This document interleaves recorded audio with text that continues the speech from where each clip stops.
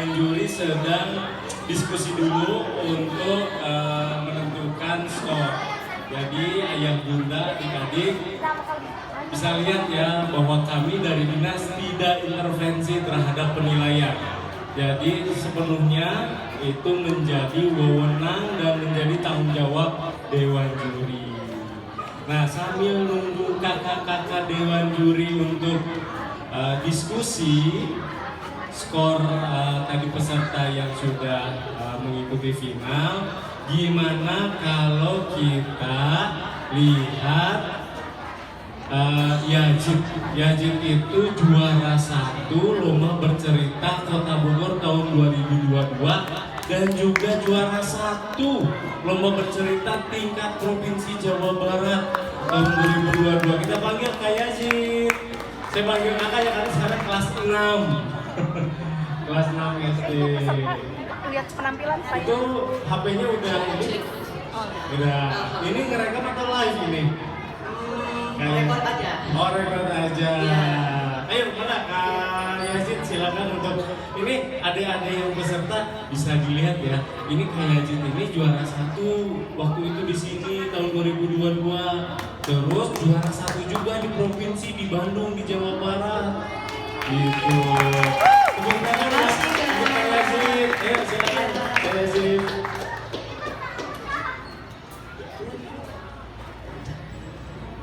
Oh enggak, cerita aja. Oh, Ya. Kebetulan tema cerita pada kali ini itu sejarah Bogor. Pada kesempatan kali ini saya akan menceritakan salah seorang pahlawan yang berjuang di Kota Bogor. Simak baik-baik ya teman-teman. Wahai engkau para penjajah, jangan kau usik merdekanya negeri kami. Demi menjaga sangsaka merah putih, darah ini, jiwa ini, raga ini siap kami beri. Merdeka atau mati. Merdeka! Hai teman-teman semua, pada kesempatan kali ini saya akan menceritakan seorang pahlawan yang berjuang di Kota Bogor, yaitu Kapten Muslihat. Seorang pemberani dengan jiwa kepemimpinannya yang kuat, beliau bergabung dengan tentara peta dan terpilih sebagai Sudanco atau komandan peleton. Pada saat Jepang kalah Perang Dunia Kedua, Kapten Muslihat bergabung dengan Tentara Keamanan Rakyat dan terpilih sebagai Komandan Kompi 4 Batalion 2. Kapten Muslihat memimpin pasukannya melakukan perampasan senjata dan juga pengambil alihan fasilitas umum yang ada di Kota Bogor, seperti Istana Bogor, gedung pemerintahan, pos polisi, serta stasiun kereta api yang ada di sekitar Kota Bogor. Pada tanggal 25 Desember tahun 1945, Kapten Muslihat memimpin pasukannya untuk melakukan penyerangan melawan Inggris di sekitar stasiun Bogor. Kapten Muslihat melakukan penyerangan terhadap Inggris, tetapi pasukan Inggris membalas penyerangan secara ganas dan terus menembaki pejuang Indonesia tanpa henti. Nampaknya pertarungan berjalan tidak seimbang karena pasukan Inggris dilengkapi dengan senjata yang sangat canggih.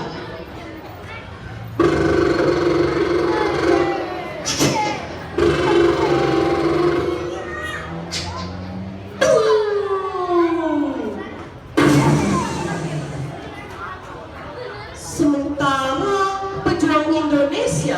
hanya dibekali bambu runcing, golong, pedang, serta senjata hasil rampasan seadanya.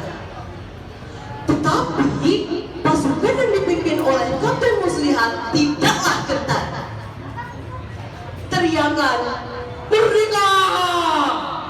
Serbu! Maju!" saling bersahutan untuk saling menyemangati. Kapten Muslihat memimpin penyerangan secara terbuka dan terus menembaki tentara Inggris satu persatu.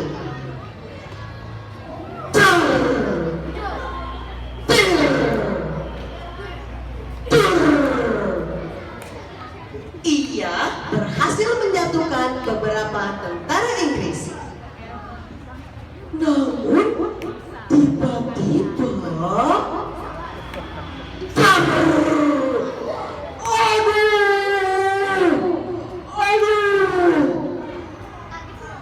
timah panas berhasil menembus perut Kapten Muslihat. Ia tetap berdiri dan terus menembaki tentara Inggris.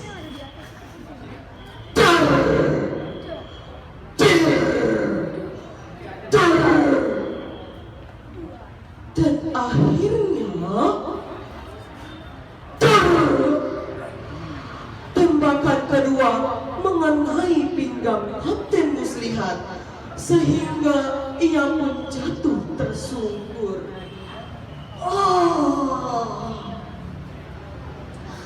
Ia sempat tertolong dan dibawa ke rumahnya.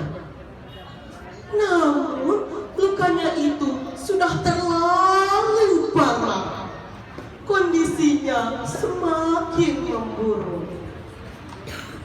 Ia pun berwasiat kepada istrinya yang sedang mengandung. "Wahai istriku, jikalau aku mati, aku ingin menamai anak kita dengan nama Tubagus Merdeka." Ia pun berwasiat kepada sahabatnya, yaitu Dr. Marzuki Mahdi. "Wahai sahabatku, aku ingin berpesan kepada teman-teman seperjuangan untuk terus berjuang hingga negeri ini merdeka." Dan akhirnya Kapten Muslihat pun menghembuskan nafas terakhirnya. Kini kita dapat melihat tugu Kapten Muslihat dan namanya diabadikan menjadi nama jalan di sekitar stasiun Bogor, yaitu Jalan Merdeka dan Jalan Kapten Muslihat. Sekian cerita Kapten Muslihat. Semoga kita dapat mengambil hikmahnya dan juga dapat meneladaninya. Aku bangga padamu, pahlawan. Merdeka! Merdeka! Wassalamualaikum warahmatullahi wabarakatuh. Waalaikumsalam warahmatullahi wabarakatuh. Tepuk tangan untuk Kak Yasin. Kak Yasin, kita ngobrol-ngobrol dulu ya. Iya, siap. Adik-adik yang peserta, kita duduk di sini bareng yuk. Yuk sini. Sini Kak Yasin, kita duduk di sini yuk. Iya. Yuk adik, ada yang di sini. Kayak sini biasa. Nah, adik-adik bisa di situ. Nah, bisa di situ yuk. Lengkap ya dulu ya.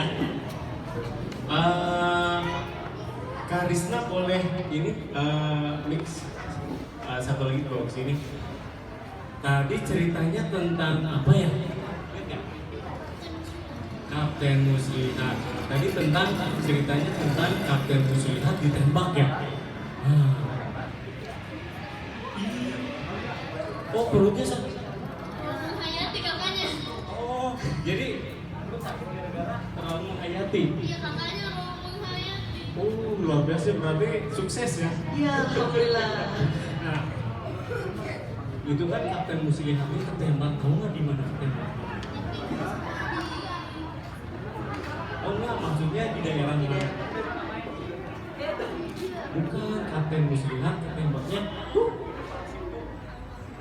Iya, jadi di depan perpustakaan dulu Kapten Muslihat sama teman-temannya itu ditembakin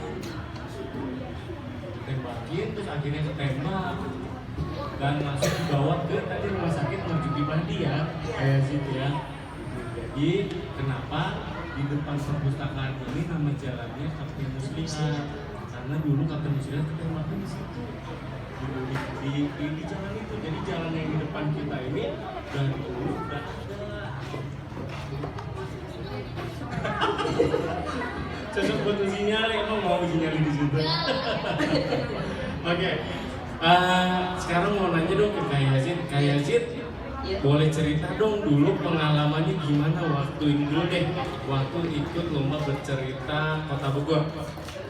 Dulu itu waktu 2022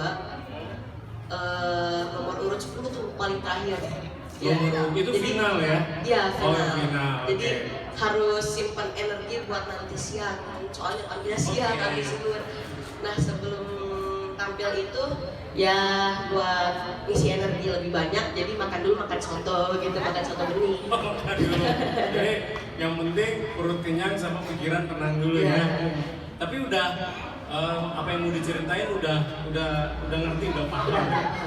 Oke. Jadi kalau bahan cerita sebetulnya bukan dihafalin ya, tapi kita dipahami ya. Sampai kita ceritanya tuh enjoy gitu. Oke. Terus apa lagi? Abis tampil itu rasanya udah alhamdulillah udah banget, oh ya Allah. Jadi abis tampil minum, abis itu break time gitu sama kakak MC. Oke, ini kayak Yazid ngobrol aja udah kayak bercerita ya. udah kayak lagi lomba bercerita. Jadi memang kayaknya udah bawaannya ini ya, apa namanya, senang untuk storytelling. Iya, senang buat curhat-curhat gitu. Nah, waktu diumumin jadi juara 1 gimana perasaannya? Waktu kan dari juara 3 tuh ke juara 1, pas juara 2, aduh, udah deg-degan banget gitu. Waktu diumumin ya, juara 3, udah ini juara 2, ini juara 1-nya udah deg-degan banget itu, udah pas ngerasainnya tuh udah ngerasa 1 jam gitu ngerasain deg-degannya itu. Pas diumumin Muhammad terus kita langsung alhamdulillah ya Allah gitu. Jadi langsung ke panggung ya gitu. Nah, kalau Kak Yazid ini ngomong-ngomong di SD mana sih? SDN Marga Jaya 4. SD Negeri Marga Jaya 4. Jadi waktu ikut lomba juga di sekolah itu ya, sampai sekarang? Waktu itu sih masih SD itu ya. SD kelas 4 kan? Kelas 4. Kelas 4. Oke. Nah terus kalau pengalaman waktu ikut lomba di provinsi di Bandung, di Jawa Barat gimana? Waktu di Jawa Barat itu perjuangannya tuh berat banget, pagi siang malam latihan terus. Latihan, ya. Beratnya di latihan ya? Iya, jadi istirahatnya juga dibanyakin, jadi nggak boleh tidur jam 9 biar tenang besoknya. Oke, jadi kuncinya itu sebelum lomba harus tenang, nggak boleh banyak pikiran, terus jangan lapar. Itu kata saya teman-teman tadi. Pikirannya gimana? Coba ada. Tadi pikirannya gimana? Tenang, apa deg-degan?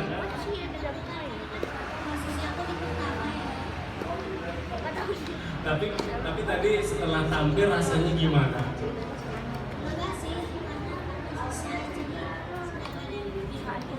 Kalau sekarang nunggu pengumuman deg-degan nggak? Lumayan deg-degan ya. Nanti kita tunggu dari kedatangan juri ya pengumumannya ya. Oke, Kak Yazid waktu di Bandung itu cerita tentang apa? Waktu di Bandung itu temanya itu dongeng rakyat, dongeng rakyat Jawa Barat. Iya, Jawa Barat. Oh, Jadi Jawa Barat. Itu Kak Yazid cerita tentang Situ Bagendit. Oh, Situ Bagendit. Ada di Garut. Nah itu waktu itu peserta yang lain gimana, bagus-bagus? bagus-bagus banget kak. Saingannya tuh berat banget dari Ciamis, dari Bandung, dari Sukabumi. Ada yang ceritanya Sikabayan juga ada. Sikabayan. Berarti lucu gitu kan Iya, ya? iya. Kesannya lucu. Kalau situ Bagenit berarti ceritanya apa tuh? Cerita tentang sedih, apa perjuangan, asal usul Danau Situ Bagenit yang iya. asal usul danaunya ya. Iya. Nah, berapa hari sih? Sehari atau 2 hari di Bandung?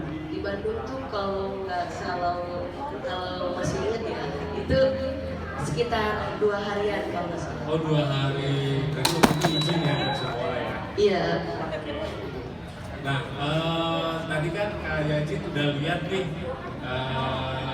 adik-adik ya. Iya. Kan adik-adik udah tampil.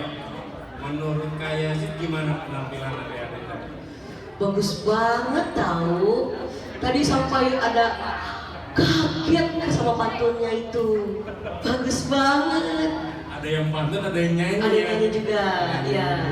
Tadi ada yang stand up comedy ya? Iya. Oke, adik-adik ada yang mau nanya nggak ke Kak Yazid? Yang Putri? Oh mikir dulu ya, udah mikir dulu. Untuk yang Putri ada yang mau nanya nggak buat Kak Yazid? Oh itu. Coba. Iya. Kenapa? Kenapa pertanyaannya? Tadi awalnya saya kira kakak ini tuh tentara asli. Kak Yazid tentara asli bukan? Kalau tentara asli sih enggak ya. Ini cuma buat kostum biar menggambarkan bahwa Kapten Musda tuh dulunya gini. Iya. Nah, berarti kalau adiknya itu mengira Kak Yazid tentara asli, berarti berhasil membawakan cerita sehingga penonton itu merasa itu menilai itu seperti tentara asli. Jadi kostum juga itu itu juga nilai yang cukup bagus untuk membawakan cerita. Itu tadi yang ada yang paling ujung mau nanya ya? Oh nggak jadi? Oh ya, adik mau nanya apa? Apa? Tadi kan kayak ada suara tembakan terus kayak misi ulang terus Gerakan. Maksudnya gimana? Caranya atau caranya gimana? Tuh, kayaknya gimana sih tadi caranya? Pakai tembakan dur gitu. Sebenarnya sih sederhana aja, soalnya kalau yang aslinya itu lumayan susah. Jadi kayak kalau tembakan tembakan mesinnya itu cuma gitu doang. Sederhana aja sih. Sederhana, tapi adek tadi udah kayak ngerasa udah kayak beneran ya? Iya, udah kayak beneran. Oke, kalau dari adik-adik yang nonton ada yang mau nanya nggak? Atau ada yang mau disampaikan? Atau dari ayah, dari bunda mau nanya ke Kak Yazid, ini pengalaman yang pernah juara. Oh ada tuh adek. Nanti ada mic-nya. Nanya dukungan orang tuanya ya?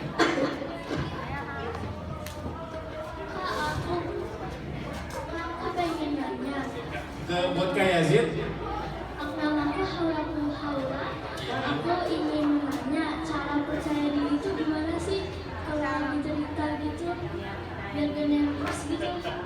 Sebenarnya sih waktu cerita agak-agak nervous gitu ya. Jadi kalau misalnya gimana caranya percaya diri, sebenarnya sih tinggal tenangin diri, minum yang banyak. Kadang kalau mau lomba dikasih teh anget gitu buat emosi gitu. Oh oke. Jadi kita sukanya minum apa? Iya. Pokoknya dibikin diri kita jadi tenang ya. Jadi jangan terlalu banyak pikiran. Kemudian juga ya biar tenang lah ya, biar nggak stres. Iya. Itu deh. Jadi yang penting jangan stres, jangan banyak pikiran. Makasih. Ya sama-sama. Ada lagi adek. Aku Evan. Hai. Ya. Bikin naskah itu sendiri apa dibantu? Bikin naskah itu kadang dibantu orang tua, kadang bikin sendiri juga bisa. Di konsepnya mah di konsep ditentuin sama orang tua gitu. Jadi dibantu deh, jadi kayak Zid dibantu juga sama orang tuanya, jadi bareng-bareng ya. Iya, jadi tim. Jadi tim bareng. Ada lagi yang mau nanya adik-adik? Oh itu di belakang tuh ada Karisna, di belakang ada yang tadi tuh. Ada yang mau nanya? Iya, siapa namanya?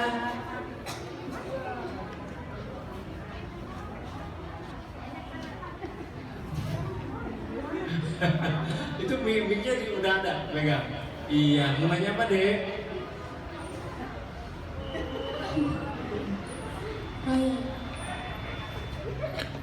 Kayak sih itu kalau latihan itu biasanya berapa hari sekali. Oh kalau latihannya gimana? Oh, kalau latihan buat yang misalnya lomba bercerita gitu, latihannya itu kadang kalau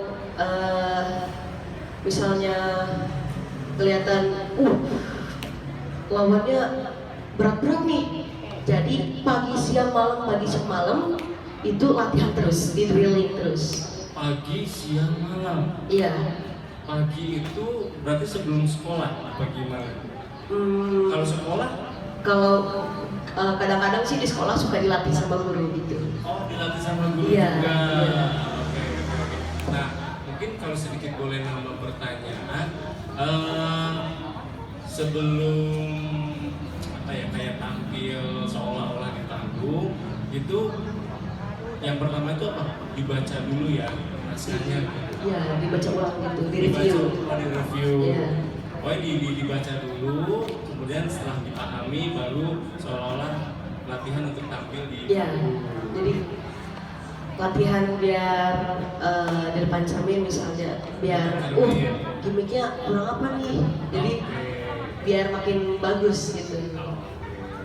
Kira-kira tepuk tangan dong untuk Kak Yazid. Ada lagi yang mau nanya? Ada adik. Oh, ntar satu-satu ya. Semuanya ya. Halo Kak, nama aku Kira Nuria. Aku pengen nanya, Kakak tuh bener enjoy nggak ceritanya? Enjoy gitu, senang Oh, sekali. enjoy nggak pas lagi? Kalau pas lagi cerita itu enjoy, alhamdulillah enjoy karena kita udah lumayan paham gitu sama ceritanya, kita udah seneng sama ceritanya, kita udah akrab sama ceritanya gitu. Kalau misalnya sama teman udah akrab, jadi kalau ngobrol aja udah enjoy gitu. Oke. Jadi kalau kita ingin bercerita itu kita harus ada rasa aman dulu ya, harus ada enjoy dulu ya. Jadi supaya kita mau bercerita, kita mau berdialog itu juga biar nggak kaku, biar percaya diri ya, enjoy. Jadi justru harus enjoy kayaknya kalau mau bercerita, kita harus nikmatin dulu. Kalau misalkan kita nggak enjoy, kayaknya malah susah nanti ceritanya ya, gitu ya kita. Jadi lupa ingat gitu. Jadi lupa ingat. Buat ada lagi? Enggak. Udah, makasih. Yang sebelahnya? Nama saya Fia, saya nanya, ini jadi juara tuh gimana sih menurut kamu? Tips and tips jadi juara. Jadi juara. Atau mungkin gini, memang pas lagi ikutan pertama kali lomba itu memang aku harus jadi juara gitu nggak sih? Atau aku pengen belajar aja dulu deh masalah juara, kayaknya gimana nanti? Apa gimana waktu itu? Waktu ikut juara di Bogor sama di Bandung. Kalau masalah tekanan harus juara nggak terlalu ditekan buat juara. Jadi yang penting kita lancar, kita udah enjoy sama ceritanya, udah bisa cerita dengan bagus. Jadi di drilling terus. Oke, jadi waktu pertama kali ikut lomba itu nggak terlalu pingin jadi juara. Yang penting tampil, yang penting latihan gitu. Kemudian kita percaya diri, tampil semaksimal mungkin. Kalau misalkan kita jadi juara, ya alhamdulillah gitu. Tapi kalau misalkan enggak apa-apa. Oh, masih banyak kesempatan. oh masih banyak kesempatan. Kalau kelas 4, kelas 5 itu masih banyak kesempatan. Oke, ada tips lain nggak Tips lain, biar jadi juara? tips jadi juara. Tetap latihan yang banyak. Tetap latihan banyak aja. Latihan yang banyak ya deh ya. Ada udah pernah tampil bercerita nggak? Kemarin peserta audisi. Oh kemarin. Oke. Makasih ya Kak. Ya, sama-sama. Sama-sama. Ada lagi adik-adik yang lain yang mau nanya? Kak, Ya. saya punya pertanyaan. Wih, buat siapa nih? Buat semuanya boleh. Oh buat semuanya, oke. Pertanyaannya berhubungan dengan Kapten Muslihat. Oh dengan Kapten Muslihat. Oh deg-degan nih saya. Karisna bantuin ya.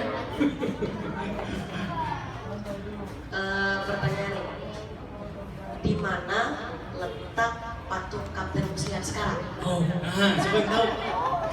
Muslihat jangan dekat jembatan merah. Betul. Tangan. Yeay. Ada pernah lihat? Pernah lihat ya? Oke. Ada lagi nggak? Ada lagi Pertanyaannya. patung Kapten Muslihat yang lama. Di Apa mana? Oh, yang lama. Ini kan kalau yang di Jembatan Merah kan yang baru. Pernah lihat nggak yang lamanya? Enggak. Yang lainnya di mana? Letaknya di mana? Nggak apa-apa, ada yang di depan. Ya nggak apa-apa, nggak apa-apa. Di mana? Tahu benar ya?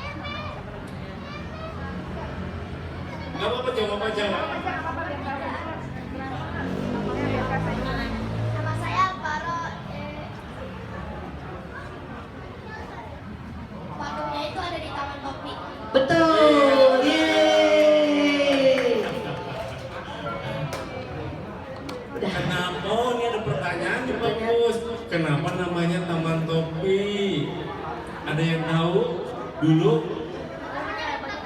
Kenapa? Tamannya mirip topi, betul. Jadi alun-alun yang sekarang tuh kan alun-alun. Nah, ada yang pernah ke alun-alun? Sering ya. Nah, alun-alun itu dulu namanya Taman Topi karena di situ banyak bangunan-bangunan yang mirip topi, yang dibikinnya kayak topi. Nah, dulu patung Kapten Muslihat itu ada di situ. Ya. Apa? Iya betul. Oh, pernah lihat? Oh enggak. Ya di tengahnya ada patung Kapten Muslihat. Ada lagi nggak pertanyaan Kak Yazid? Atau dari Karisna mau nanya ke Kak Yazid? Kenapa?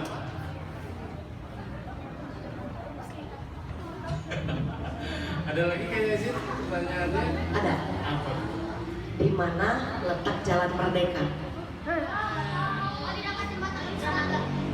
Di Dramaga. Jauh. Ada yang tahu nih? Bukan, ada yang tahu di depan. Jalan Merdeka. Betul. Iya, di dekat Jembatan Merah. Kak mau nanya nih, Iya. apa iya Tugu Kapten Muslihat yang baru itu di dekat Jembatan Merah? Karena di situ namanya nama jalannya nama anaknya Kapten Muslihat. Gimana? Jadi Patungnya. kenapa patung Kapten Muslihat di situ? Karena di situ nama jalannya nama anaknya gitu. Jalan anaknya. Jalan Merdeka maksudnya. Oh Merdeka itu Iya. nama anaknya. Itu bagus Merdeka. Oh tuh bagus Merdeka. Nah ya jadi begini. Kapten Muslihat itu ketembak di daerah situ. Jadi dulu waktu zaman Belanda, bangunan yang sudah ada itu kan Istana Bogor, kemudian ada Stasiun Bogor. Nah dulu ada pertempuran, pokoknya daerah sini sampai dengan Stasiun Bogor ada pertempuran, akhirnya ketembak gitu. Nah kalau Kapten Muslihat sebetulnya rumahnya di Panaragan. Panaragan tahu nggak? Pokoknya di dekat Jembatan Merah itu ada kelurahan namanya Panaragan, di situ itu rumahnya Kapten Muslihat. Nah kalau Jalan Merdeka itu apakah berasal dari nama anaknya itu bagus Merdeka? Ini kita masih riset gitu karena warisnya juga yang ada di Panamagan itu nggak tinggal di Bogor lagi. Kita masih cari tahu. Memang waktu Kapten Lucy tertembak itu istrinya lagi mengandung, gitu, lagi mengandung memang. Nanti kita coba riset dulu ya. Terima kasih. Dan nanya, gimana Karara untuk Dewa Juri masih alot? Masih alot ya? Waduh, masih alot. Masih alot. Iya, Karara mungkin mau ada mau nanya. Apa nih? Mau nanya? Itu kan sebelum Kapten Muslihatnya ditembak kan namanya bukan jembatan merah. Sampai ke belakang. Oh iya, namanya apa ya? Namanya jembatan apa ya? Sebelum sekarang jembatan merah. Mungkin Om Esta boleh minta tolong di sini. Nah, ini salah satu tim riset dan koordinator pelukis Galeri Bumi Parawira. Ini anak-anak ada yang nanya nih. Jadi di dekat Jalan Kapten Muslihat itu ada nama Jalan Merdeka. Apakah benar nama Merdeka itu diambil dari nama anak Kapten Muslihat yang bernama Tubagus Merdeka? Ini saya kurang tahu. Oh gitu. Tim riset lah, tim sejarah yang Gak apa-apa, itu yang pertama. Nanti kita sama-sama riset. Ini tidak dari hasil tuh, gitu. Bagus. Ada sebuah perhatian ke, terima kasih. Kalau ada perhatian ke materi ini, itu artinya ada respon kan Pak? Iya, betul. Ada respon yang kemudian menjadi kritis. Betul. Terus yang kedua, sekarang kan kita tahunya jembatan merah ya. Iya. Nah, jembatan merah itu kan udah ada dari dulu ya, dari zaman Belanda. Nah, apakah dari dulu namanya jembatan merah? Saya pikir sih. Itu tim riset ya. Jembatan merah kan karena darah siluman. Oh, jadi Adit pernah dengar itu kenapa namanya jembatan merah itu karena merahnya merah dari darah gitu ya? Iya, tapi kan sebelumnya Kapten Muslihat kan masih hidup gitu. Namanya apa? Jadi, apakah merah itu dari darahnya Kapten Muslihat? Darah perjuangan. Dan prajuritnya. Nah, kalau memang dari situ merahnya, nah sebelumnya sebelum ada yang berdarah di situ, nama jembatannya apa? Nanti kita riset, seru. Buat apa nanti kita riset dulu ya, gitu. Mungkin namanya nama Belanda kali ya. Pasti nama Belanda. Nama Soalnya Belanda, ya. di area di situ itu sebetulnya kan kalau kita merujuk catatan yang ada di atas yang Iya, kita di galeri ya. di galeri itu adalah area orang-orang Eropa. Iya, betul. Nah, kalau di sekitar Merdeka itu kalau dalam mungkin dari bapak atau ibu yang paham betul soal daerah situ itu dulu namanya Cikongo. Ya, dari situ. Terus kemudian namanya ketika zaman kolonial kemudian berubah sebelum jadi jalan Merdeka ya. Oh, iya. Soalnya di situ ada sungai namanya Sungai Cikongo. Cikungu. Oke. Ada lagi yang mau nanya? Ada yang mau nanya di situ. Ada mau nanya? Jalan Banten. Jalannya, dulu namanya Jalan Banten. Iya, iya. Atau jalan Bandang Oh, Banda dan Ruweng. Iya, iya, iya. Oh, berarti jembatannya apa ya dulu Banda namanya? Blok, yaitu Banda Blok. Blok itu artinya jembatan bahasa Belanda. Oh, Banda Brook berarti ya. Iya, tepuk tangan buat kalian. Keren.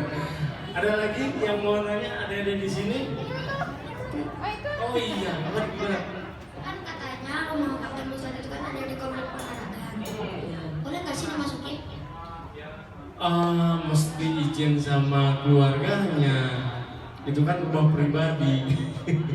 Beda sama kalau perpus kan fasilitas umum. Jadi orang bisa masuk, bisa keluar asal tidak mengganggu. Tapi kalau rumah pribadi kan sama kayak rumah kita, orang nggak bisa masuk.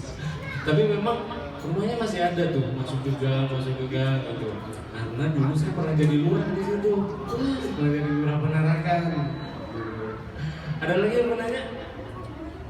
Mau nanya lagi? Itu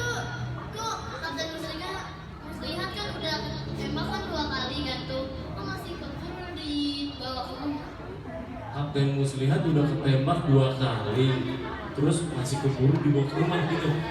Coba kayak sih pernah tadi kayaknya ceritanya gitu nggak, ketembak 2 kali. Ketembak 2 kali di perut di pinggang. Oh, Iya. dibawa sama di pinggang, terus sempat dibawa ke Ke rumah. rumahnya. Oh, dibawa ke rumahnya. Maksudnya kok bisa? Ah, kenapa ya kira-kira bisa ya? Karena Kapten Muslihat kan pahlawan milik Kemar. Ya karena ya harus kuat sih. Jadi setelah ditembak, tapi ini nanti sama kayak Jin coba dikoreksi. Itu ya Om Mersa itu kan dibopongnya sama adiknya ya. Nah, sama adiknya Kapten Muslihat. Tapi nggak ke rumah ya, ke rumah sakit. Karena salah satu dokter Oh, ke rumah salah satu dokter. Jadi bukan ke rumahnya, tapi ke rumah dokter. Kalau rumah sakit kejauhan ya. Iya. Ada lagi yang mau nanya? Atau mungkin dari Om Esra ada yang mau nanya untuk adik-adik? Ini tadi adik-adik keren banget literasinya. Kalau pertanyaan sih mungkin ya, tapi yang terlintas dari saya itu adalah bagaimana adik-adik ini respon terhadap apa namanya, sejarah yang kita ceritakan. Itu kemudian dengan pertanyaan-pertanyaan yang kritis, justru itulah yang sebetulnya kita cari. Dan jujur kami sendiri dari tim riset dan para politisi dan teman-teman di sana masih ingin mengembangkan dari sejarah yang ada, yang sudah kita tulis dan kita persembahkan di atas. Nah, dari titik-titik inilah, dari titik-titik adik pertanyaan-pertanyaan tadi itu sebetulnya bisa jadi pemicu di antaranya untuk melengkapi. Jadi seperti hanya tadi yang kayak Kapten Muslihat itu adiknya namanya si. Terus kemudian itu adalah lengkap di mana itu adalah menjadi bagian sejarah dan data kami untuk kemudian meneruskan kerja sebelum itu. Kami berterima kasih sekali terhadap daya kritis adik-adik yang sudah hadir di sini dan kemudian mendongengkan kembali dengan cerita yang keren tadi. Oke, tepuk tangan untuk Om Esra. Jadi Om Esra ini salah satu pelaku seni budaya juga. Jadi beliau bangga ketika adik-adik ini berkunjung ke galeri, kemudian menceritakan kembali koleksi sejarah yang ada di galeri, karena memang tujuannya itu. Jadi galeri ini dibangun, ini salah satu yang membangunnya. Jadi yang bikin galeri itu salah satunya Om Esra ini. Jadi tujuan dibangun galeri itu supaya adik-adik belajar, kemudian adik-adik juga bertanya, kalau kayak gini kok gitu sih, kalau ini kok gini. Jadi semakin adik-adik bertanya, itu kita sama-sama cari tahu jawabannya apa. Adik mau nanya? Oh, mau nanya dia. Katanya itu buat dewasa ya. Nah, itu buat dewasa atau buat remaja atau buat semua umur? Untuk semua umur. Untuk semua Untuk umurnya. semua umur. Jadi Jadi silakan yang mau belajar. Kan begini ya. Jadi sebetulnya galeri ini apa namanya, setelah kami evaluasi dengan teman-teman itu, kemudian menjadi masukan bagi kami. Jadi bagaimana merespon adik-adik dari usia SD, TK sampai SD. Nah, kalau misalkan tadi bilang dari segala usia, itu kan akan menjadi pembelajaran. Misalkan kalau yang datang adik-adik TK, mungkin kalau diajarkan sejarah secara detail, mereka tidak masuk. tidak masuk. Tapi setidaknya akan diberikan pelajaran bagaimana tata cara dan tata cara mengunjungi sebuah galeri, sebuah museum, seperti halnya tidak boleh disentuh, terus kemudian tidak boleh digoncang-goncang, dicolek-colek, kayak begitu. Nah, itulah sebuah pendidikan awal yang kemudian ketika di usia kalian, ketika sudah mulai diceritakan sejarah, diceritakan dongeng segala macam, itu baru dimasukkan, oh ini loh ceritanya. Iya. Jadi itulah gunanya kenapa ini galeri untuk semua umur, karena supaya kita semua bisa belajar dari usia TK sampai Jadi untuk semua umur ya deh ya. Jadi kalau misalkan adanya juga kalau mau ke galeri boleh, tapi mesti ditemenin sama ibu atau bapaknya. Selama 3 tahun. Iya ada nggak? Oke. Gimana Karara? Udah. Oh bentar lagi. Nah ini tadi ada yang nanya ya. Bemonya dapat dari mana kan itu di dalam galerinya kan ada bemo. Kalau dipinjam dari orang lain kan kayak itu kan barang bersejarah. Tapi kalau ditemukan itu nggak hancur tapi bisa kinclong lagi. Bisa lagi. Gimana ceritanya Mesa itu bemo? Nah, ini ada sedikit yang aku ada tanya. Di sini ada bemo juga.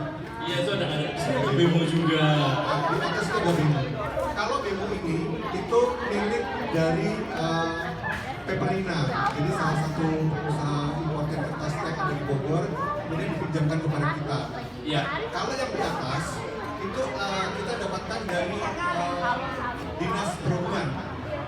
Jadi sebetulnya bemo itu banyak bemo yang sudah diambil para kolektor itu kadang tidak terurus. Kita banyak menemukan bemo-bemo yang tidak terurus, rusak atau bagaimana. Nah, bemo yang kebetulan ada di dinas perhubungan itu kita beli ya Pak. Iya. Kita beli kemudian kita angkut ke atas. Nah, kalau ini sedikit tambahan, ketika mengangkutnya ke atas itu tidak diangkut secara utuh seperti itu, tapi dipretelin. Bayangkan bemo seperti ini kita pretelin bawahnya, kursinya, pintunya segala macam. Iya. Kemudian diangkut tidak pakai alat, diangkut pakai orang. Jadi sebetulnya ada filmnya sih Pak.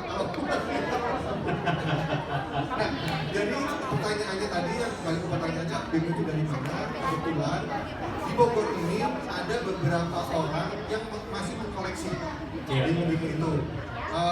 Tapi kebanyakan dalam keadaan yang tidak terawat, termasuk diantaranya yang di dinas perhubungan itu agak tidak terawat, jadi itu dicat ulang. Oh iya.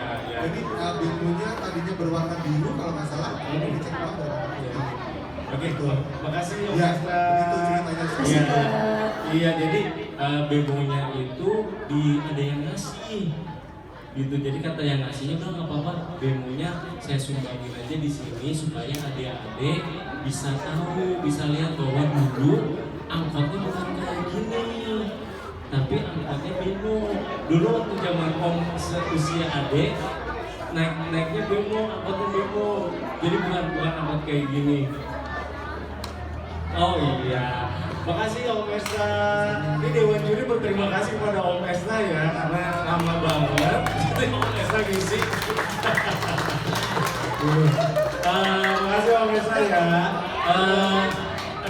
Kak Bonji, Kak Chandia sama Kak Nadia ini adik-adik nggak apa-apa semuanya duduk di depan aja ya. Gitu.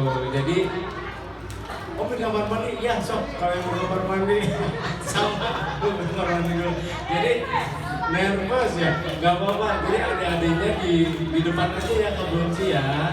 Jadi siapapun, pokoknya 10 besar yang tampil hari ini semuanya tampil ke depan, termasuk sampai pada puluhan juga. Gitu. Tadi juga sengaja Kak Bonci saya ambil alih supaya ayah bunda yang mendampingi itu bisa lihat kalau kami dari dinas itu nggak intervensi, nggak turut campur dengan penilaian dari Dewan Juri. Ini kayaknya juga nggak apa-apa di sini ya. Kayaknya nanti bisa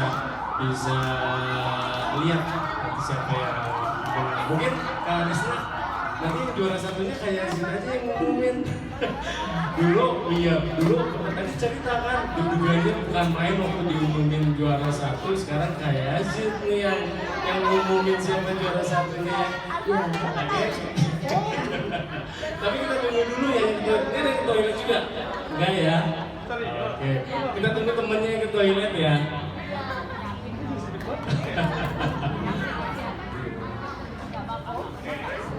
Ini yang duduk sini siapa? Oh, ya so.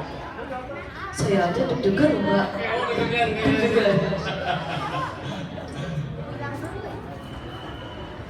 Mungkin nanti diiniin dulu sama Dewan Juri ya. Evaluasi kesimpulan dari penampilan 10 peserta. Tapi sambil nunggu tadi ada adik yang 2 orang ke toilet, nanti tanggal 6 ya Kacan Dias. Kacan Dias itu nanti ditanya sama Om Isa loh nanti. Kacan Dias nanti minggu depan mau bikin acara ya. Nah, coba sini dong, ceritain mau bikin acara apa? Boleh. Nah, jadi hari Rabu besok saya akan ngebedah buku sejarah Pajajaran, tapi isinya gambar semua. Semuanya gambar. Kalau misalnya teman-teman kalian mau datang, silahkan datang, daftar di SID/Babat Pajajaran. Bukunya itu ada di atas nih. Kalian di lantai 3 kalau teman-teman ke sana, ada tuh bukunya. Kayaknya tuh bukunya kotak. Bukunya kotak isinya kayak, oh semuanya gambar. Nah itu saya gambar. Saya gambar terkait sejarah Pajajaran, tapi isinya semuanya gambar. Kayak tulisannya sedikit ya. Sedikit banget. Itu Kayak komik dong? Kayak komik gitu ya? bukan komik picture mungkin. Picture. Jadi isinya tuh gambar. Kalau komik kan dia ada scene-scene-nya, kalau ini gak cuma kayak gambar. Jadi yang diutamakan adalah kebagusan gambarnya. Oh. Jadi kayak dibikin sebagus mungkin gambarnya. Iya. Untuk picture, kalau komik kan yang penting cerita karakternya. Ya kalau itu lebih ke pemandangannya, seperti apa kerajaannya, seperti apa istananya, seperti apa perangnya. Jadi kayak lebih ke situasional ceritanya. Jadi kayak dibikin seperti kolosal. Kita akan dibedah tuh nanti loh, gimana cara gambarnya, gimana cara nulisnya, gimana cara cari inspirasi idenya gitu. Atau gimana cara saya tahu sejarahnya seperti apa gitu. Nah itu tuh akan dibahas tuh. Mungkin teman-teman yang mungkin nanti mau datang bisa tuh di hari Rabu tanggal 6 di sini juga ya. Di sini juga. Iya, seperti itu. Terima kasih. Terima kasih Kak Sandias. Oke, dilanjut aja untuk Kak Bonci atau siapa untuk Dewan Juri untuk menyampaikan evaluasi kesimpulan peserta. Atau Kak Bonci mau sambil mendongeng evaluasinya?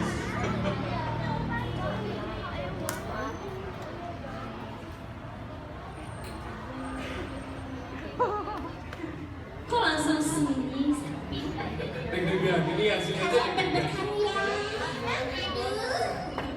Aku juga tadi deg-degan. Oke, selamat siang semuanya. Tadi aku, Kak Candias dan Kak Dinda sudah berdiskusi nih Pak Kadis.